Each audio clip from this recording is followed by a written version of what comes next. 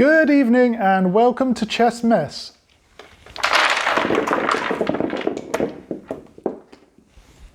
Today we shall be taking you through a queen and king versus king endgame. First, just a note on terminology. If I say rank, I'm talking about the numbered rows from 1 to 8. So this is rank 1, rank 4 for example, and rank 7 for example up here. If I mention a file, I'm talking about the lettered columns from A to H, going in this direction. Now, the aim of the game in chess is to try to take the opponent's king. But you don't actually, it's a bit strange because you don't actually take the king, you get him into a position where he is under attack and he cannot move anywhere to escape and another piece can't block the attack. So how do you take a piece? Well, let me just demonstrate. You can move onto the square that the piece occupies and then the piece is removed from the board, like so. Okay, so what are these pieces called? This is the king with the cross on his head. How does he move? Well, he moves one square in any direction, like this. And the queen, she moves in any direction as far as she likes. So for example, she can move to here and then over here and back again. She can even go on the diagonals like this. Okay. Now we shall just go through the procedure for the checkmate with these pieces. What you do is you use the queen to confine the opponent's king to one side of the board, but you can't win the game and checkmate with just the queen. She needs the king's help. So for my first move here, I shall go to a4. My idea is to confine the king to one side of the board.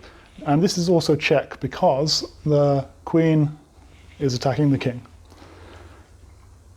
So the king moves. And he's heading towards the center of the board, which is the best idea for the black piece in the black side in this situation. He wants to go towards the center of the board because he can't be checkmated when he's in the center of the board. But the white queen comes up and further confines the king. And now it's time to bring the white king closer. And so we play through this.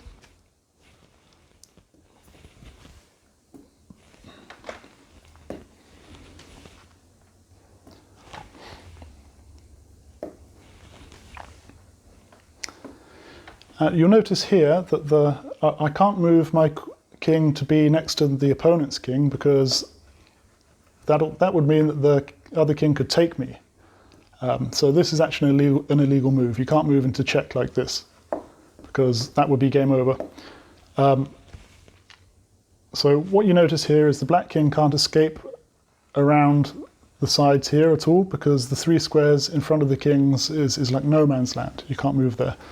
So what do you do next? Well, you just move the queen up and deliver another check along the rank.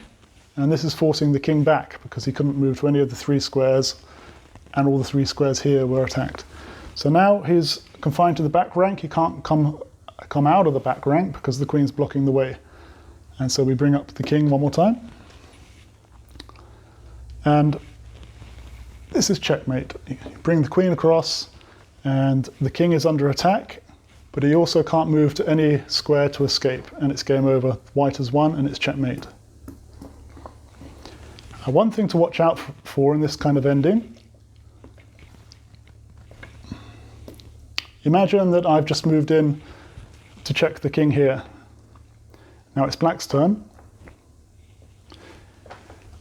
I want to bring my king closer, but there's a trap here.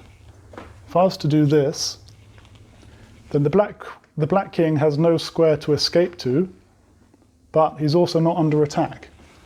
These squares are covered by the queen, and this square here is covered by the king. This is actually a draw. It's called stalemate, and you really don't want to end up in this position as white. So here, what I do is just bring the queen up another rank, and then you're safe again, and the king has to move along the back rank. And you just bring your king up again, and just proceed as before. And checkmate. And that's it for the king and queen.